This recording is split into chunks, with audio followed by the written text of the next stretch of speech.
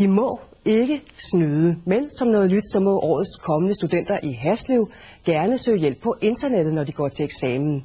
Det er der kun omkring 300 af landets studenter, der har lov til, så eksperimentet er noget af en satsning.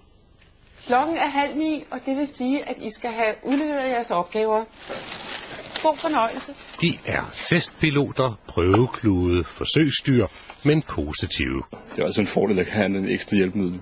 Ja, jeg synes, det er en god idé. Computere, dem er der masser af i danske gymnasier, men at eksaminanterne, som her ved en terminsprøve, må gå på internettet, det er nyt. Det er endnu et skridt til at forny, til at afprøve nye muligheder i gymnasieskolen. Nettet rummer alt, hvad en videbegærlig studerende har brug for, og det gælder ikke mindst, når der er en afgørende prøve på spil. I forhold til den almindelige eksamen, så er det en voldsomt god idé. Især hvis det er meningen, at gymnasiet skal forberede sig sådan på, hvad vi ellers kan komme ud for. Hvis der er nogle ord, man ikke lige fanger, så er det meget rart bare lige hurtigt kunne slå dem op på Google, frem for at skal sidde og slås med en ordbog.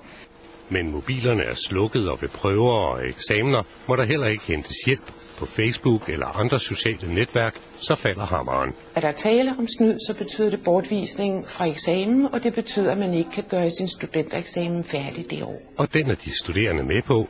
Risikoen for at miste den hvide hue er alt for stor. Så hellere få en lidt højere karakter, hvis det endelig er det. Man kan jo nok egentlig også godt snyde, ja, men det gør man selvfølgelig ikke. Haslevs 3.G's IT-klasse er med i en lille eksklusiv gruppe.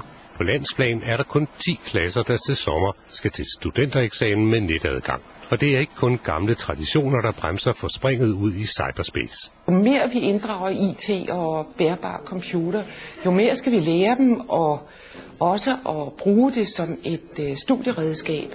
Og der er det tydeligt, at det skal vi simpelthen blive bedre til. Elitestudent eller prøvekanin, der er ingen garanti for, at der er kvalitet i eksperimentet.